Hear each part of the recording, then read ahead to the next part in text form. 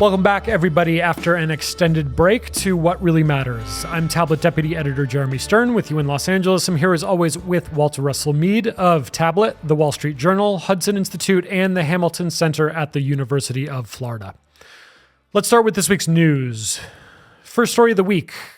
Walter, this is our first episode since Donald Trump started picking his cabinet. We're looking at Marco Rubio for State, Scott Bessent for Treasury, Pete Hegseth for Defense, Pam Bondi for Attorney General, and many others filling out a roster that combines establishment picks that'll likely sail through confirmation with some more diehard MAGA loyalists and also some kind of harder to place characters like RFK for HHS and Tulsi Gabbard for DNI. So as a whole, Walter, what do you make of the cabinet announcements so far? Are they news or faux news? In some ways, I'd have to say these days that all cabinet appointments are kind of faux news in the sense that the cabinet is not what it used to be. You think about George Washington's administration, you have Alexander Hamilton and Thomas Jefferson arguing with George Washington in the cabinet. And the cabinet meetings were where policy was made, and cabinet secretaries really did carry out the duties of that. They oversaw those offices and really did the work. Increasingly, the cabinet has, for one thing, become so large. Everybody wants to be cabinet ranked. So suddenly it means nothing to be in the cabinet. And so fine, Veterans Affairs, you name it. It's like, fine, exactly, Department of Playgrounds. Everybody gets to be a cabinet minister, which means, in a sense, no one is a cabinet minister. But it also means that I think in Trump's method of governance, he doesn't see himself filling an organizational box. He's not a corporate guy. And so he doesn't say, okay, this person is going to be my Secretary of Defense and all defense matters run through this person. It's more like what he's doing is he's casting, the set of characters to play in the drama that we're all going to be watching, Trump 2.0. And so you've got conflict in there. You've got wild and wacky characters. You've got, a sort of a mix like that. But in reality, very much of the time, the policy that Trump cares about, at least, is going to be run out of the White House. It's not going to be made by cabinet secretaries in cabinet offices, except on the things that Trump doesn't care that much about. So I think we're, in that way, we're, by focusing heavily on who's in and who's out of the cabinet, I think we may be missing the real story, which is where is the administration going to go? All right, our second story. The International Criminal Court issued arrest warrants for Israeli Prime Minister Benjamin Netanyahu and former Defense Minister Yoav Gallant, accusing them of committing, quote, the war crime of starvation as a method of warfare and the crimes against humanity of murder, persecution, and other inhumane acts. The major premise of the warrants, according to the text of an ICC press release, is that Netanyahu and Gallant committed these crimes as, quote, part of a common plan to use starvation as a weapon of war, which the ICC dates to October 8th, 2023. The EU foreign policy chief said that all EU countries were obligated to, quote, respect and implement the warrant, and some, such as France and the Netherlands, have already stated that they will enforce it. The Biden administration complained via a spokesman about the, quote, troubling process errors that led to the issuance of the warrants, while both Donald Trump and incoming Senate Majority Leader John Thune have promised sanctions against the ICC. For now, Majority Leader Chuck Schumer has blocked a bill sanctioning the ICC from being taken up in the Senate. Walter, news or faux news? A mix, as usual. There, the reaction to the warrant overall, I think, is news, but the real news is that the ICC, by pushing too far, is going to be gradually illustrating the limits of its power and jurisdiction. I'd actually heard, and maybe we need to check this one out, but that Germany will not be enforcing the warrant, and even that France has said this is only one of a number of considerations that we have, and there are things that are more important to France than this ICC warrant. So I am not sure that the big EU countries are going to go along. The British seem to be pandering very busily to the left wing of the Labour Party, but I wasn't under the impression that Bibi wanted to go to England anytime soon. So, is it a good thing for Israel that the indictments were issued? No, not at all. It's a good thing for Bibi. Probably on net balance, it strengthens his hand at home. India gave out a statement I saw from the Foreign Affairs Minister, Mr. External Affairs Minister, Dr. Jaishankar, that said, well, you can infer our position about this from the fact that India isn't a member of the ICC. And I guess if we're going to go peel the onion one more level, when I find that the ICC is using that they're using starvation as a weapon of war, that's a grounds. I don't actually think that is the Israeli intent in Gaza, but I can say that, for example, in World War One and in World War Two, the United States and Great Britain deliberately did use starvation in the form of naval blockades. For that matter, Abraham Lincoln in the Civil War. I'm sorry, but depriving an enemy state and therefore a nation and a people of vital necessities in time of war is not a war crime, at least judged from the state of history. And so it would be very hard to point, is Israel doing anything that the United States didn't do much more of in World War II? I'm not sure that I see that. And again, if we've done this, are we going to say, well, and it wasn't a war crime in the 1940s, but humanity has evolved to such moral grandeur since then that now it is? I don't see it. I just don't see it. What do you expect the Trump administration to do or not do about the UN and its various agencies, the ICC, which I guess is a different matter because the US, like India, is not a party to that treaty, but basically a lot of the multilateral international institutions that both the people in the administration and the MAGA base really despise and want Trump maybe not just to sanction symbolically, but to actually defund or withdraw from. Do you think he'll actually go that far in any case? Well, I think I wouldn't be surprised to see him, well, certainly defund UNRWA, withdraw from UNESCO, maybe WTO again. Then in 4 years we rejoin again if a Democrat comes in. This is all faux news. Doesn't mean anything.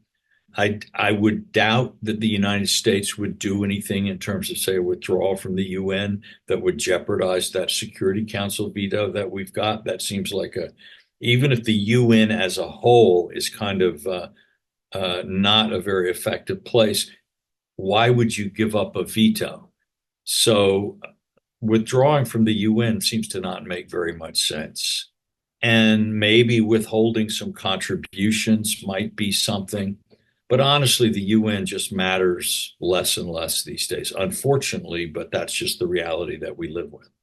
All right, final story of the week. Donald Trump said he would impose additional 10% tariffs on goods from China and 25% tariffs on all products from Mexico and Canada, citing the levies as necessary to clamp down on illegal migrants and illegal drugs, such as fentanyl, flowing across U.S. borders. In post to his Truth Social network this week, Trump claimed China had failed to follow through on promises to institute the death penalty for traffickers of fentanyl, writing that, quote, drugs are pouring into our country, mostly through Mexico at levels never seen before. Until such time as they stop, we will be charging China an additional 10% tariff above any additional tariffs on all of their many products coming into the United States of America. In another post, the president-elect also vowed to hit Mexico and Canada with a 25% tariff on, quote, all products, saying he would sign an executive order to that effect on his first day in office. Walter, news or faux news? Well, I suppose if you're a Canadian exporter, this would count as news. And I think the thing about the fentanyl and so on is understandable theater. And in general, Trump's approach seems to be on this tariff thing to make very large threats and hope that he gets some kind of a deal. My guess is that between now and then, both Mexico and Canada will be saying lots of things in public. We will never yield. We will retaliate. We will show you we can't be bullied. While meanwhile, very rationally looking for ways to try to get this resolved before the inauguration.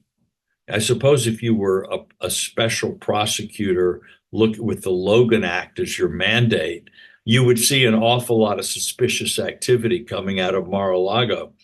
But one of the things we have to look at is in his typical sort of unique style, President Trump is already acting in many ways as president of the United States.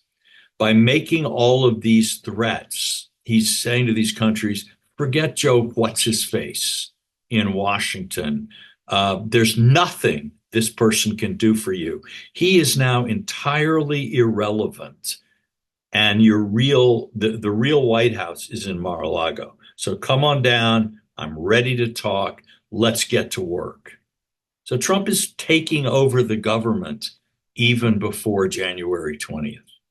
Just one more question on the fentanyl issue. I mean, just anecdotally from the people I talk to, of all the issues that Trump's opponents or critics underestimated him on, I think they get now that they underestimated him maybe on immigration and the economy and identity politics. But it seems like the one they still don't quite get the enormous power and salience of is the fentanyl issue, which anyone who's ever been to one of his rallies or seen them on TV will tell you it's a major, major and longstanding issue for him, and one of the primary connections he has with his base. Do you expect him to be able to deliver on it in some meaningful way this time? Is this really just a border issue? Well, it's very hard to deliver on this because fentanyl is easy and cheap to make, and in concentrated form, very hard to detect. So whether he's going to be able to succeed in substantially reducing the amount that gets into the country, that seems like, maybe an unlikely outcome. But it certainly seems that people will be much happier with him if he seemed to be trying really hard to do it. And this at least looks like he's taking the issue seriously, as opposed to the current administration, which doesn't really seem to care at all about it. So even if you can't fix a problem, you can look busy. We'll find out whether he can fix it or not. All right, that does it for the news this week. Let's have the big conversation.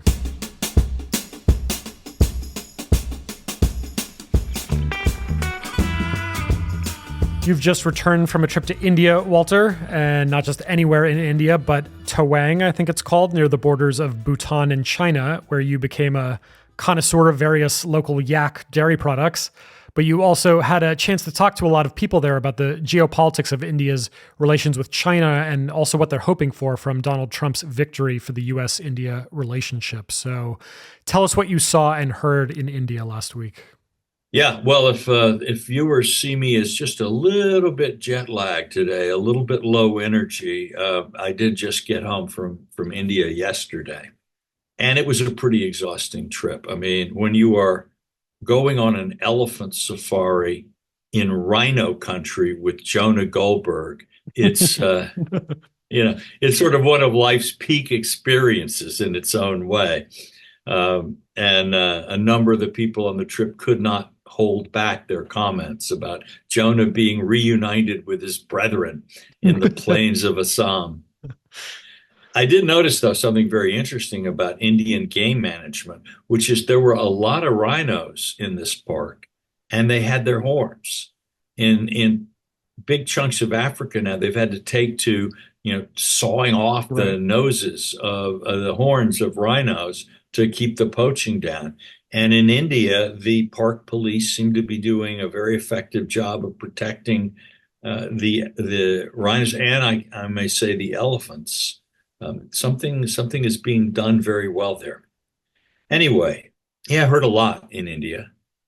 India is definitely what you might call a red state internationally. There are countries like India, Israel, and some others that tend to, Saudi Arabia, I think, that tend to think they do better when there's a Republican administration. And India is in that class.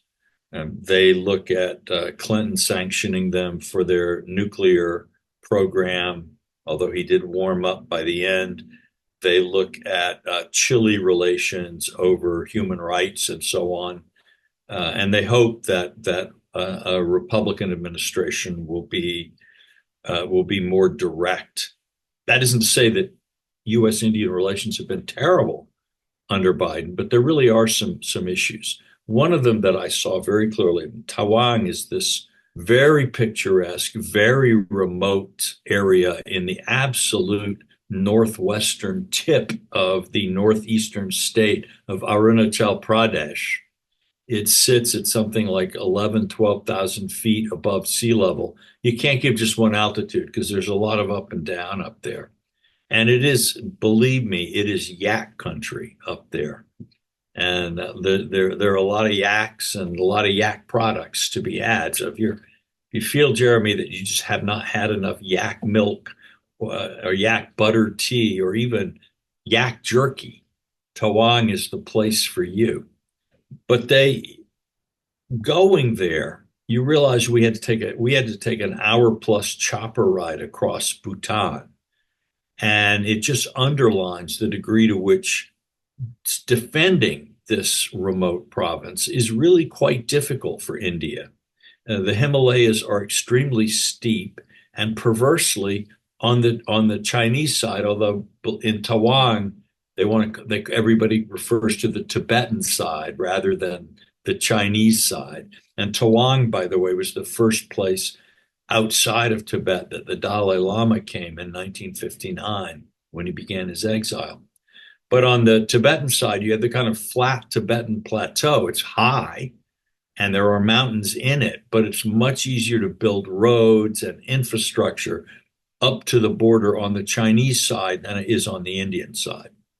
And in 1962, the Chinese just blew away the Indian defenses in this part of the country and came all the way down to where the mountains yield to the plains in Assam.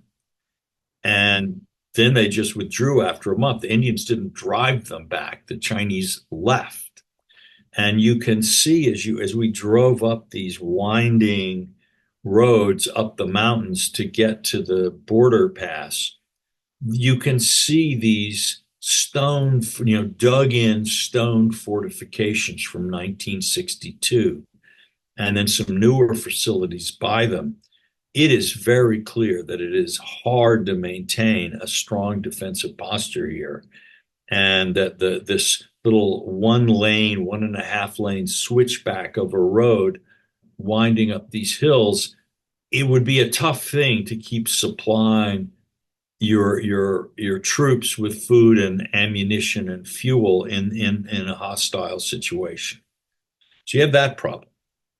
And then you have the problem of, if India is going to be able to defend this part of its territory, it's going to be almost impossible to do that without having overflight rights and so on from Bangladesh, and perhaps land transport as well. If you look at a map, India has this little, they call it the chicken neck, this little 18-kilometer wide strip of land. I think it's kilometers, maybe it's miles. It's very small either way. And the land route from India to the northeast sort of goes, sort of around Bangladesh, way up and then down. This is not going to work in a war. And what the Indians kept pointing out to me was that there had been a pretty pro-India government in Bangladesh, Sheikh Hasina, and her government fell from power last August after student demonstrations and so on. I think to a lot of folks in the State Department here, this looked like the Arab Spring. Democracy is blooming merrily in Bangladesh. Everything's going to be terrific. And maybe it will. I certainly hope it will, right? But there seem to be a lot of forces in Bangladesh that are, and I don't want to shock you here, a little bit more cunning and hard-nosed than student organizing groups.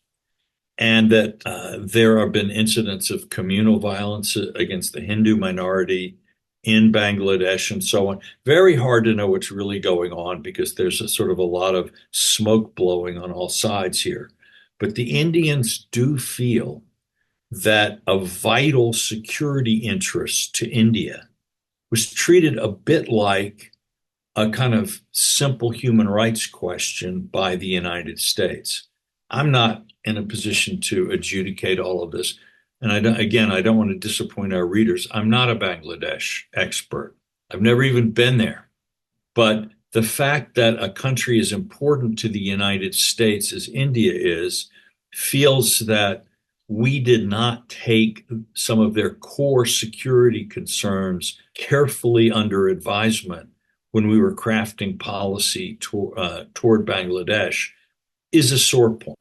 And it's something, again, without really knowing what the rights and wrongs of the issue are, it clearly suggests that the next American administration will need to try to clear the air in some ways and develop a real working relationship with India.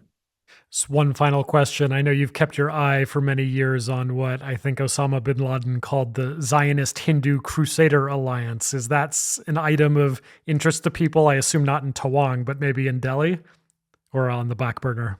No, very much so. A lot of the Indians I speak with will just voluntarily bring it up.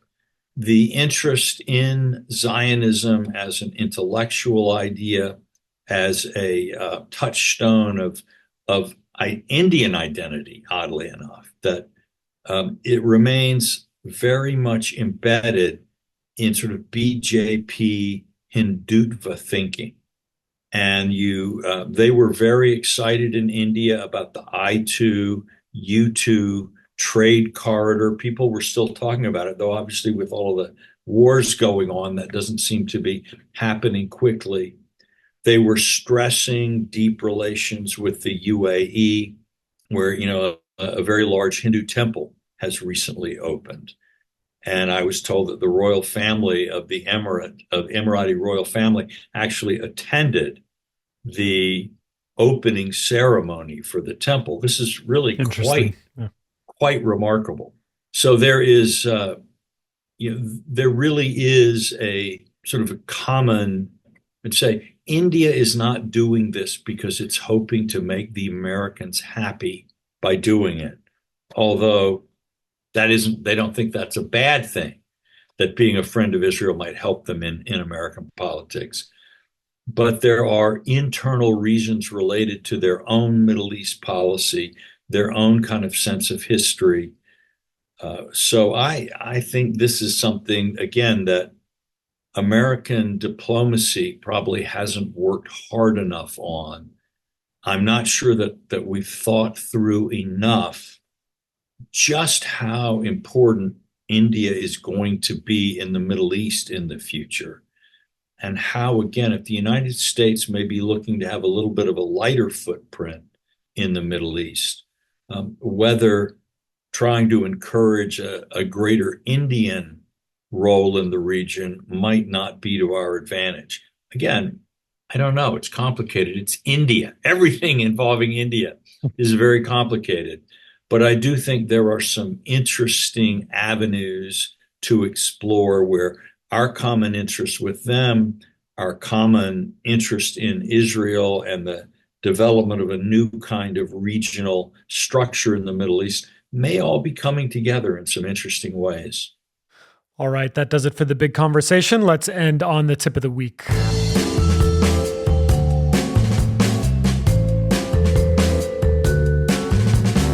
Softball tip of the week this time, Walter. Where in India is the very best food? That is not a softball. That is, you can get in a lot of trouble. And I will get in a lot of trouble for however I answer that. I think one of the things is that some of the nicest parts of Indian food have become national, just the way, fried chicken is no longer a Southern dish in the United States. So a dish like idli and sambar, which is those kind of fermented rice cakes with a vegetable stew and different kinds of condiments, which really is, that's kind of Indian, the great Indian breakfast food. Now there's the dosa too, but those are both kind of become internet, sort of pan-Indian in some ways, wherever they came from. The biryani in Hyderabad, I do recommend.